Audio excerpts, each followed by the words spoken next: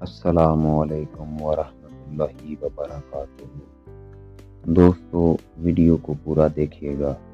हज़रत मौलाना रूम फरमाते हैं, एक शख्स मस्जिद में नमाज अदा करने के लिए अंधेरी रात में घर से निकला।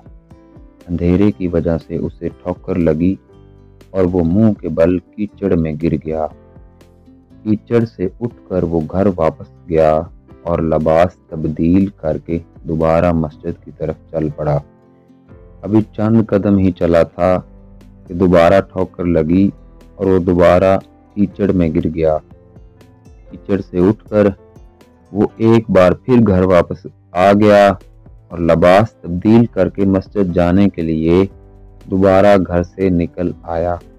अपने घर के दरवाजे पर उसे एक शख्स मिला जो अपने हाथ में एक रोशन चिराग थामे हुए था। चिराग वाला शख्स चुपचाप नमाजी के आगे आगे मस्जिद की तरफ चल दिया। इस बार चिराग की रोशनी में नमाजी को मस्जिद तक पहुंचने में कोई दुश्वारी का सामना न करना पड़ा और वो बखैरियत मस्जिद तक पहुंच गया। मस्जिद के दरवाजे पर पहुंचकर चिराग वाला शख्स रुक गया।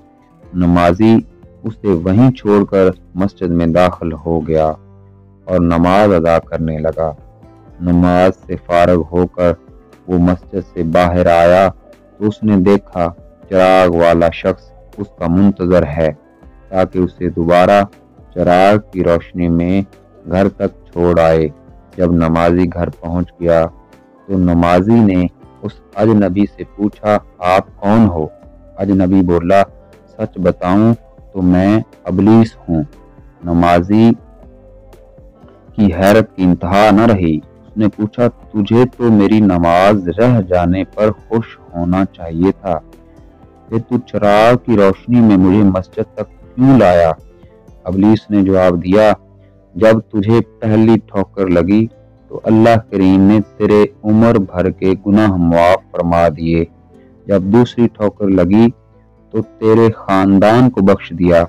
मुझे अब फिक्र हुई कि अब अगर ठोकर लगी तो कहीं अल्लाह करीम तेरे सारे गांव की मगफरत न फरमा दे, इसलिए चिराग लेकर आया हूँ कि बगैर गिरे मस्जिद तक पहुंच जाए।